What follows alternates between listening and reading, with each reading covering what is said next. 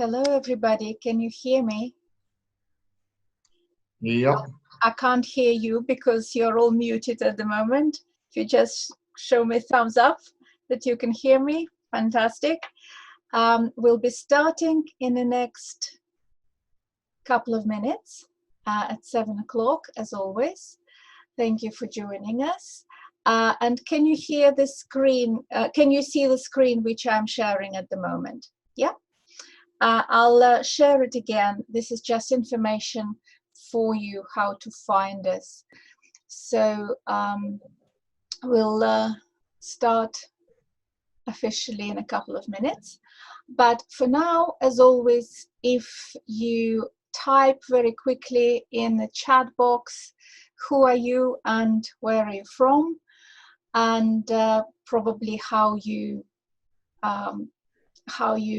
found about this meeting and why you've decided to join us, just a little bit about yourselves. That would be great. It's always really, really rewarding for us to read information about you and where you're coming from and what you expect from our meetings. And that keeps us going and arranging more and more of them.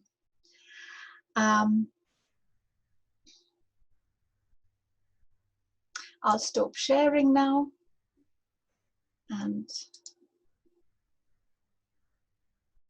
it's almost 7 o'clock. And I can see you're already typing in the chat box. Well done. For those who are joining us, my name is Dr. Julia Budnik. I work at SDS Seminars, and we are organizing these free Zoom sessions every Thursday at 7 o'clock UK time for you, trying to answer your questions and sometimes trying to guess what might be your needs and what you would want to talk about. And sometimes we're actually responding directly to your requests. So if you just joined us, carry on typing in the chat box. We'll give it a couple more minutes for people to join us, to log in. Just write in the chat box who you are, where you're from, and why you've decided to come to this Zoom session tonight. So today will be a very interesting session because we are very, very privileged to have with us Professor Wendy Dryden, who I am sure you all can't wait to hear from. But before I pass the microphone to Wendy, I will introduce Professor Paul Grantham, Director of SDS Seminars, who will tell you a little bit about Wendy Dryden and why we've decided to invite him tonight. So Paul, take it away. Welcome, folks. As Julia said, I'm sure you're already familiar with Wendy, but let me give you some extended background on him and why we brought him along today, and he's very kindly accepted. So Wendy is the first professor of counselling in the UK. He is an emeritus professor now. He is the most prodigious writer of books I've ever come across, not only in this field, but in other fields as well. At my last count, and I'm probably out of date about this already, he had actually published, I think, over 220 or 230 books. In addition to that, I think there are 4 that have been published by him on single session therapy work, with, I think, a 5th about to go off to the publishers fairly shortly. This whole topic is, of course, generally of interest, but it's particularly of interest at the moment, partly because of pressure of work, partly because of difficulties engaging people, so we listen with enthusiasm and expectation, Wendy, and thanks very much for joining us today. It's over to you. Thank you very much, Paul. Can you hear me? Yes. Excellent. Okay. So I'm going to be talking for about 20 minutes on single session therapy. And then I believe I'm going to be answering some of your questions. I'm not going to attempt to answer your questions as I talk, because I'm not that good at multitasking. So please bear with me if I give a didactic talk to those interested in single session therapy. So first of all, what is this thing called single session therapy? Is it something which does exactly what it says on the tin? Is it therapy that lasts for a single session? And the answer is yes and no, because my definition of single session therapy is that it is an intentional endeavor where both the therapist and the client set out with the intention of helping the client in one session, knowing that more help is available. So if we look at that a little bit more carefully, it is an intentional endeavor. You don't just impose a single session on a client. They have knowledge of it before they come for help. They agree to it. Now, there is something called, which is similar, called one at a time therapy, where there is, after the session finishes, there is a period of what I call reflection, digestion, acting, waiting, and then deciding whether you want further help, but you just don't book in another session at the end, same time next week, as might be as counseling as usual. So the client is encouraged to reflect on what they've learned from the session, digest this learning, take action, and let time pass before deciding whether or not to make another appointment. Single session therapy is not an approach as CBT would be, or person-centered would be, or psychodynamic would be. It is more of a mindset and a mode of service delivery. And it's based on the idea that a brief encounter between two people can be therapeutic. Now, as I talk, I'd like to invite you to think of a time when you perhaps were helped by a person in a short period of time. And perhaps you have also helped people in a short period of time. It's based on the idea that therapy length is expandable. If you give a therapy 10 sessions and the client lasts that long, then they will take up the 10 sessions. If you give them 5, you give them 20, therapy length will expand and contract according to how much time you will give it.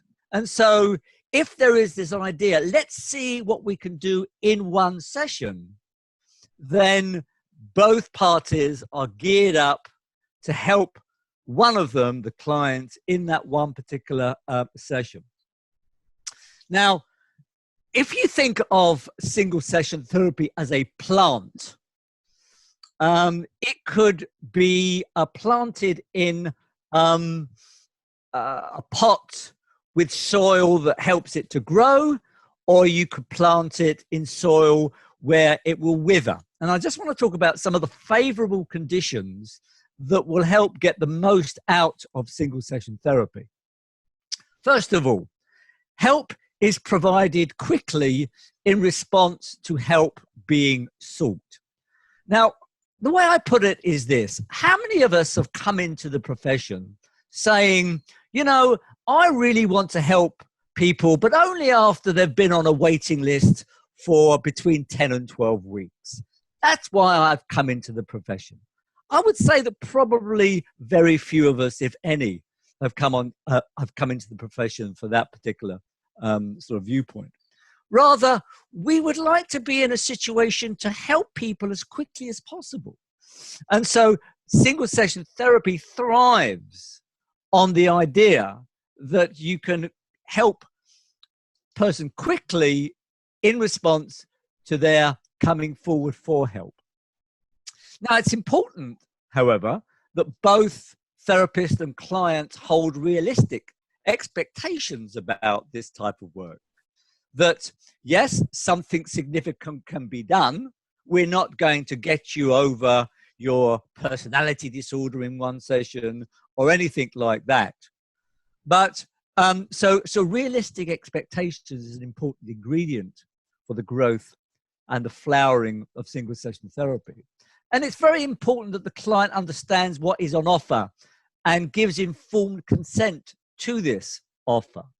And so services who wish to introduce single session therapy have got to give some thought to how they're going to explain it to their clientele, how they're going to disseminate the idea. And I think that's really quite important. And single session therapy thrives when the time between help seeking and the appointment is used well. Now, having said that, you cannot offer single session therapy within a walk-in service where somebody comes along for a session of therapy. They may wait, say, 15 to 20 minutes or 30 minutes, and then they see a therapist, and that therapist offers them help there. They don't offer them a triage, they don't offer them assessment, they don't offer them anything else but an hour of focused, targeted therapy on their most pressing concern or what they want to achieve from that. However, when single session therapy is within the context of help with appointment, not walk-in, it's very important that time between them coming forward for help and them having the appointment is used well. And so people in the single session therapy field will encourage the client to prepare themselves for the session if possible. And the other idea is that there does need to be organizational and administrative support provided for this type of work. And this type of work is best done within a organization where other types of counseling delivery is offered as well. Now, just quickly, let's go over some of the ideas where single session therapy does not thrive. It doesn't thrive where there's a long gap between help sought and help provided. It's a nonsense to offer somebody a single session of therapy, after a long wait on a waiting list. And it's not a good use of time where help is provided after an assessment has happened, after case formulation, or after a case history has been taken. Time between initial contact and help being provided is not used well. It's a kind of a marker of the unfavorable conditions. Blocks of counseling sessions are offered. Now, I'm not against the strategic use of a block for a particular person. What I'm against is the across the board offering of a block. Now, for some reason, the most typical number of sessions that people offer in a block is 6. Don't ask me why. Why not 5? Why not 7? But blocks of sessions increase waiting lists. It is not a good, favorable condition for single session therapy. And finally, there's a lack of organizational and administrative support. If you don't have that, then single session therapy will not thrive. Now, let's have a look at 3 major foundations of this work. The first major foundation is that the most frequent number of sessions internationally that clients have in public and charitable organizations, sometimes called the mode for those of you statistically minded, is 1, followed by 2, followed by 3, etc. So the most commonly occurring number of sessions that people have, and there's a graph which happens. You can look at if data are available, And that is really sort of mind-blowing when you think about it, because counselors, have we been trained to deal with that? No, we've been trained to deal, and rightly so, with ongoing counseling. My argument is that we also need to be trained to offer single session therapy, but I'll come to that a little bit later. So the first major foundation is that the most frequent number of sessions clients have across the board is 1. Now, what is it in private practice? And the answer is we don't know, because data is not collected across the board in private practice. So we don't know the modal number of sessions in private practice. Secondly, because you might be thinking, yes, but 1 session, most people have dropped out. And actually the data shows that's not quite correct. That 70 to 80% of those who have 1 session are satisfied with that session, given their current circumstances. Now, of course, that means that 20 to 30% aren't, and we need to pay attention to that. But it's not the case that, you know, people who only have 1 session are unhappy. Quite the opposite. And thirdly, we're not good as therapists at predicting who will attend for 1 session and who will attend for more. Something which has quite a lot of significant clinical and organizational ramifications. Now, I'm old enough to remember being in case assignment meetings where about 10 people would come and would look at a particular client, and we would say, yes, this particular person needs this particular approach with this kind of gender of a person, with this age of therapist. And you've got 10 people spending about half an hour, it's 5 hours of clinical time, and what happens? The client doesn't turn up for the session. Now, that's not a great waste. That's not a good use of time. So if we take those 3 foundations, modal number of sessions 1, 70 to 8% are actually happy with the session, and we're not good at predicting who's going to come for 1 session and who isn't. The best predictor of who is going to benefit from a single session therapy is give them a single session therapy, a single session, and find out what happens. That is the best predictor. Right. Now, let me have a look at the goals of single session therapy. What are the goals of this work? Well, first of all, I would say it's to help the client to get unstuck and to take a few steps forward, which may help them to travel the rest of their journey without professional assistance.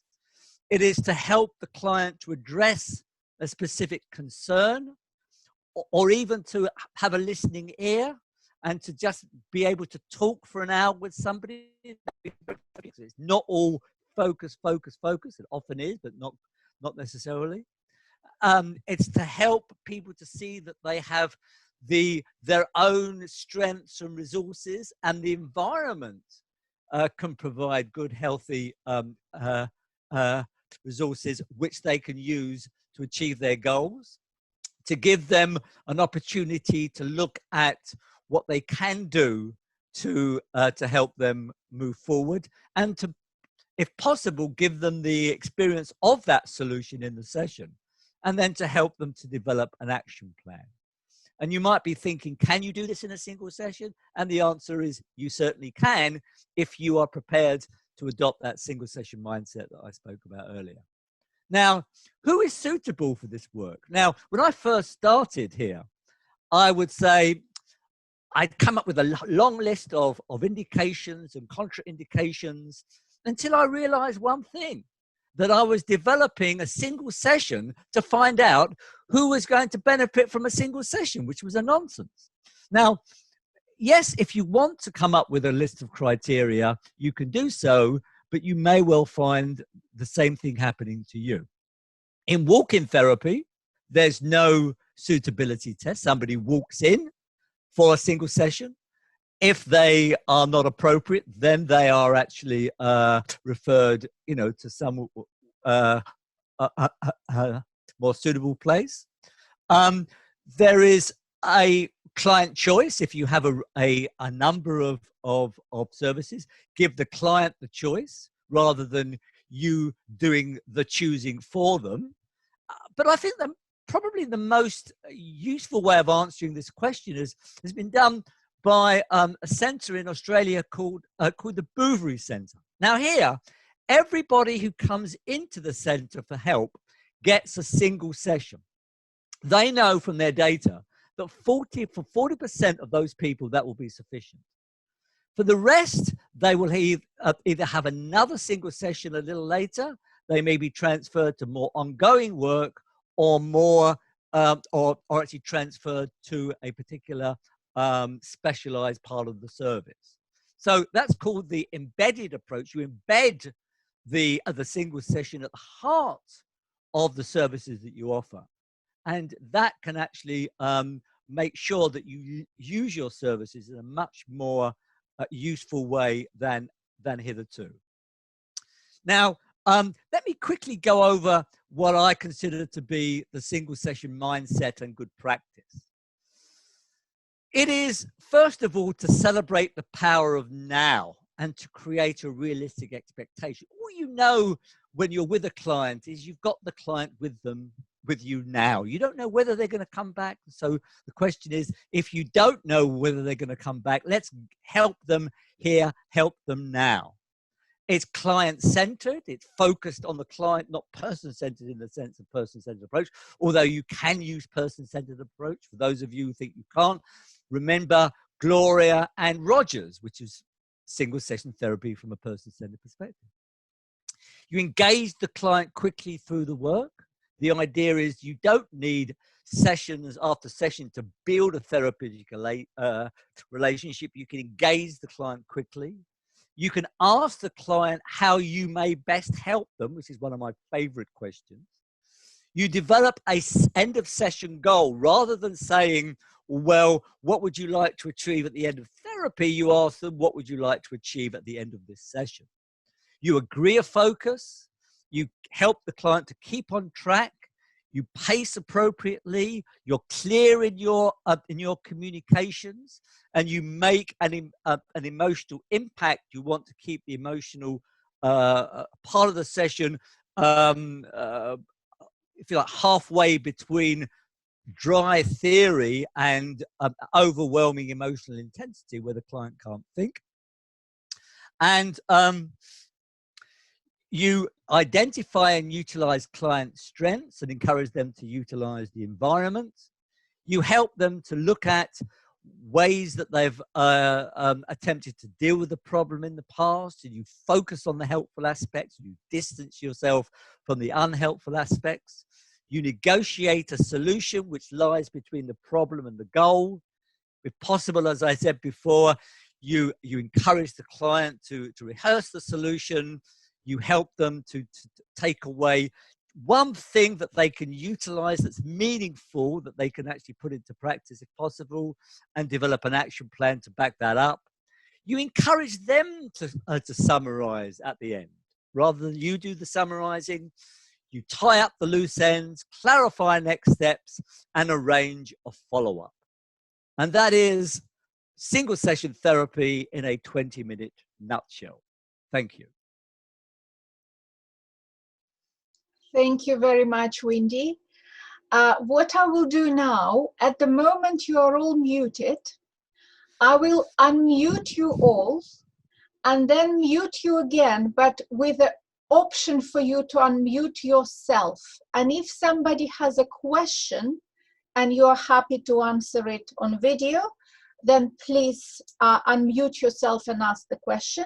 If you prefer to type your question in a chat box, please feel free to do that.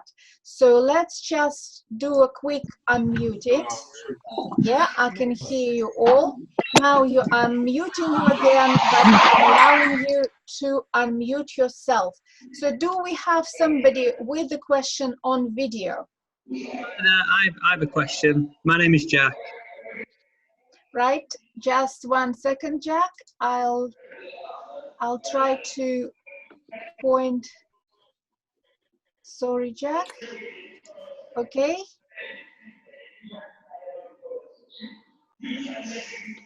Hi there. Okay, Jack. Jack. Yep.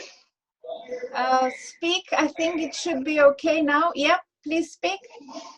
Hi there. Yes, so Wendy, you mentioned that the time between the first access to wanting support and actually receiving the support in the first session, that time needs to be utilised really wisely. And I'm just wondering what sort of things that would look like, getting the most out of that time. What would it require? What would you ask a client to do to optimise that? Yeah, so Windy? Yep. yeah, I've unmuted myself. Thank you. So, Jack, I would say questions like, what one concern would you like to address in the session that would give you a sense that things were moving forward for you?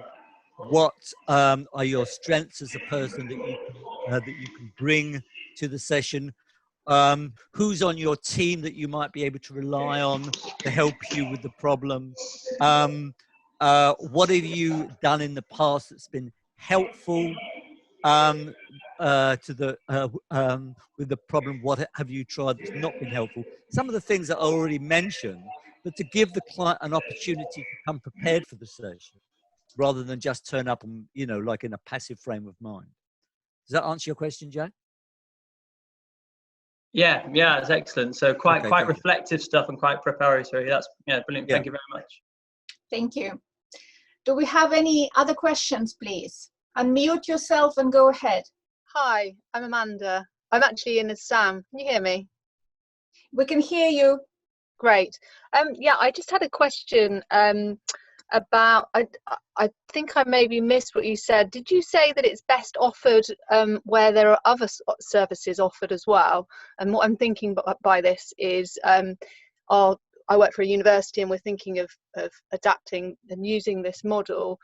Would you suggest that there would be, for example, another service within the service, perhaps for people presenting with sexual abuse or historic trauma or bereavement, things where they want to have, require more sessions than one session? Yes, I think I'm not kind of recommending at all that you stop doing everything else and just offer single sessions to people. I'm not doing that at all. But one of the interesting things that I discovered when I got into this particular area, it's not what the person's label is that is the important. It's what they want to get from the session. So people come, with borderline personality disorder, but they actually want something specific from a particular session. So I think that is kind of worth which university are you from, Sam? Sorry, my name's Amanda. I realise I'm in my partner's account, but from Bath Spa University. Oh, well, yeah, okay, fine, good. Yeah. Thank you. Thank you, Amanda. Thank you. Any other questions? If you have questions, unmute yourself and go ahead.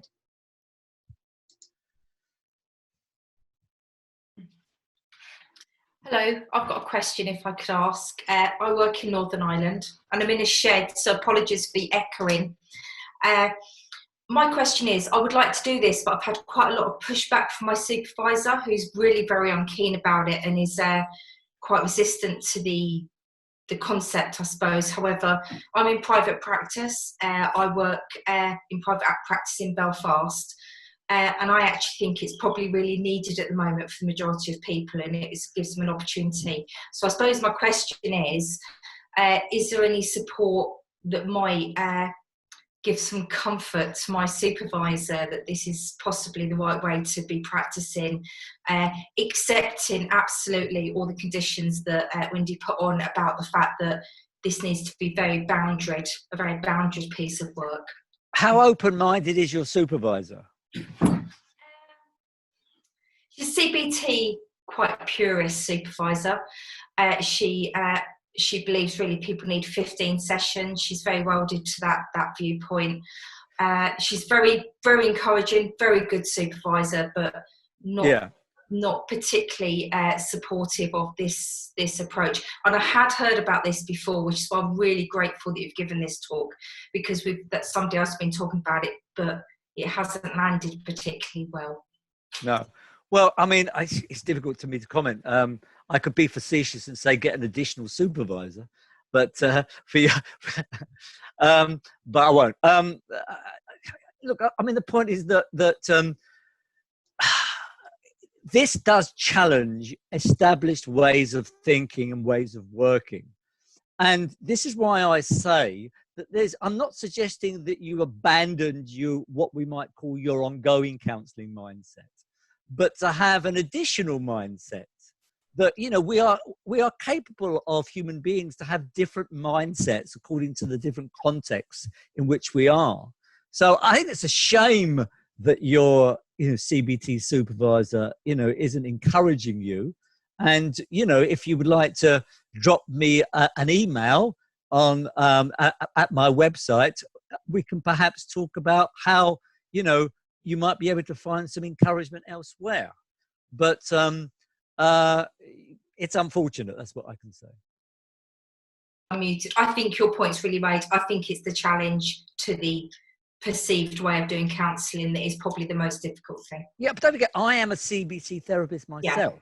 Yes, you are. And that hasn't been a barrier to me implementing it, because Okay. I have embraced the single session mindset.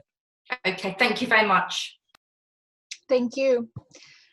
Any other questions? Anybody else wants to ask question on video, or I'll ask Wendy. Wendy, can you see the chat box?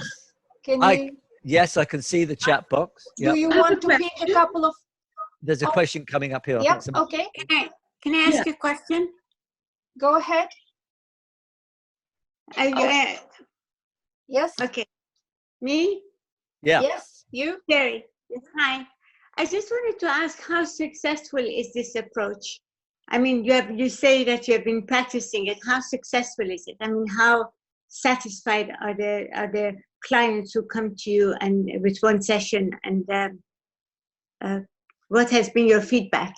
Well, I think that the general figure is that 80% of people who have a single session are satisfied with it, and that certainly goes along with my own experience.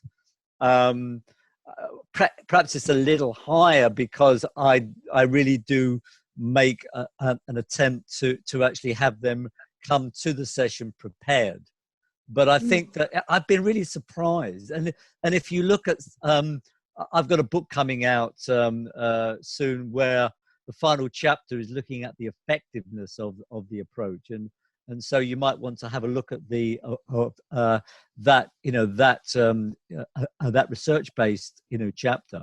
But it is surprisingly effective, particularly when compared with treatment as usual longer approaches, where you know, preparation and getting the most out of a session you know, isn't done. So I think that I was surprised. So just have a look at that chapter when my new book comes out. Thank you so much. Thank you. Can I ask a question? Oh. Yes, go ahead. Go ahead. Is it Anisha speaking? Anisha? Or who is? Yeah, Okay. well, I've got a question as well, but I believe Go ahead. So my question was basically that currently in this time of pandemic, with the whole coronavirus going around everywhere, people have become very anxious and they're in a very depressed sort of state. So we've got a lot of helplines going on in our country, but how would you suggest something like a single session therapy that we could take on those helplines with these clients or these people who are coming to us with anxiety or depression, or who have recently lost someone due to this virus? Yeah, well, I mean, I think, where are you speaking from at the moment? I'm speaking from India. Right, okay. Incidentally, I ran the first 3-day primary certificate course in single session therapy recently in Mumbai. So, yeah. But I think it depends again about who you staff the helpline with. What type of workers are staffing the helplines at the moment? It's a mixed bag. Some of them are definitely professionals who are there within the field who have been there for quite a while. And of course, now these helplines are anywhere and everywhere because there's such a big population and everyone wants someone to help. I think that single session therapy can actually offer a great deal, particularly if you utilize some of the principles that I've talked about. For example, saying to the person, by the end of the session, what would you have liked to have achieved, so that you were pleased that you made this phone call. So you focus it, again on the end, and offer therapy from moment one, targeted at what the person is either anxious or depressed about. COVID-19 is a broad category. Lockdown is a broad category. You do have to help the person to isolate, identify what they are particularly disturbed about.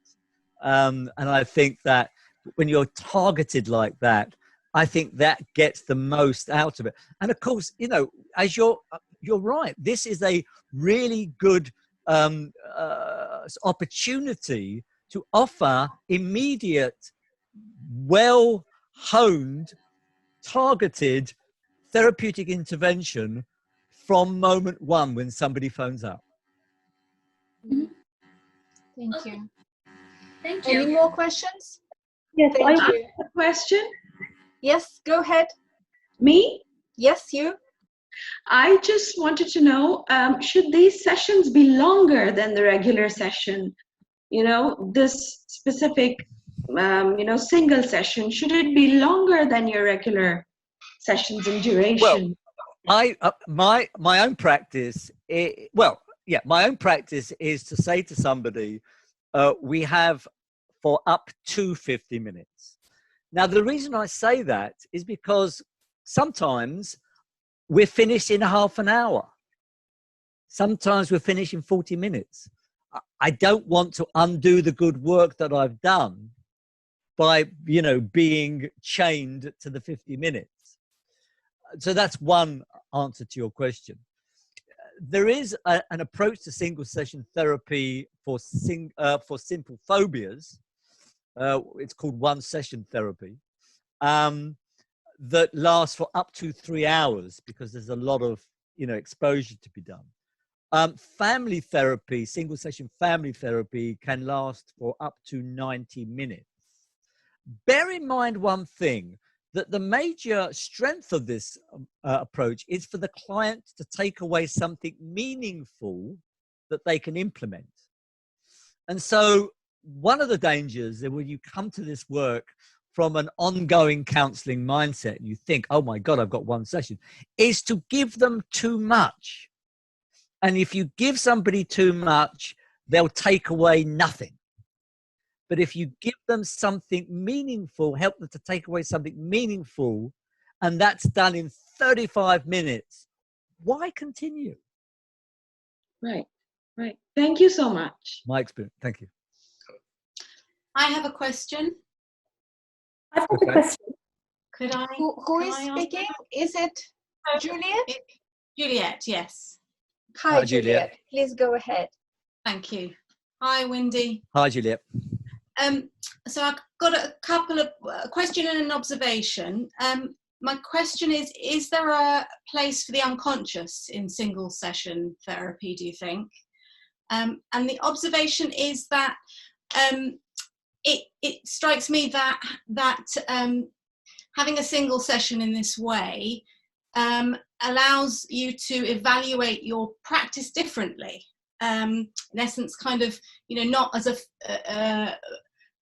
a failure if a client only comes once. And that in turn may have impacts on how you see your practice, or indeed how an organisation may see your practice if they take this on board.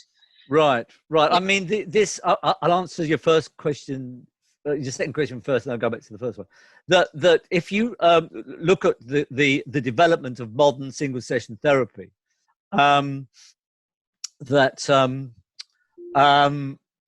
Moshe Talman, who's the Israeli psychologist who wrote the first book on this subject, went from a very comfortable private practice in Israel where he was doing ongoing work and had hardly any what he would call dropouts, went to Northern California and worked in a clinic called Kaiser Permanente, and he had about 200 people not turning up, and he got very depressed. But what he did was he actually rang them all up and found out that, you know, that they got a lot more out of the session that they did. Now, coming back to your question about the unconscious, I'm going to answer it in a roundabout way. One of the, or two of the earliest examples of single session therapy was by a little known Austrian psychiatrist called Sigmund Freud. I don't know if you've heard of the geezer, where he actually, on a long walk with Gustav Mahler, helped Gustav Mahler overcome his premature ejaculation problem. And with another single session with somebody called Katerina, helped her. Now, that didn't have an impact on his practice. For some reason, he didn't reflect on what he'd achieved and brought it back in terms of his overall practice. So we're not working directly with unconscious material in a single session, but I do want to make the point that even Freud was able to actually help people within a single session. Would he have said that he was dealing with a person's unconscious? I doubt it. Okay. I suppose, sort of, can I follow up a little bit? Sure, of course you can.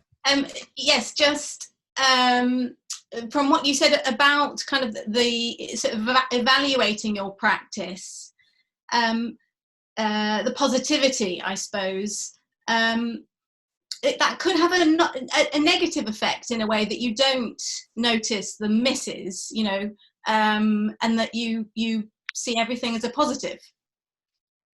Well, but if you are evaluating your single session practice, I did say that between 20 and 30 people, 30% of the people would not have found that useful. And I think, you know, if you're open-minded to the negative as well as the positive, you should examine that. So I'm not suggesting that you edit out the 20 to 30, but I do want to make the point that, you know, it's kind of counterintuitive, certainly in terms of the way I was trained. I was trained to the idea that if somebody, you know, didn't come back for a second session, that was a negative experience.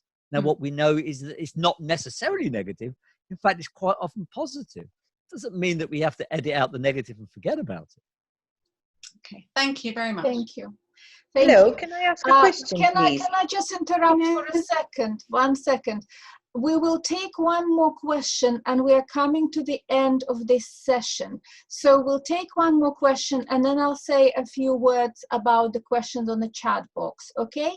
So I see Galaxy J5. Is it you asking questions? Yes, hello. Please do. Go ahead. Yes, thank you. Name is Jenny. I'm not I'm on my mobile because whatever, I won't take up time. My question is, I'm in Malta actually, so we follow quite the British system, even in our education and all that stuff.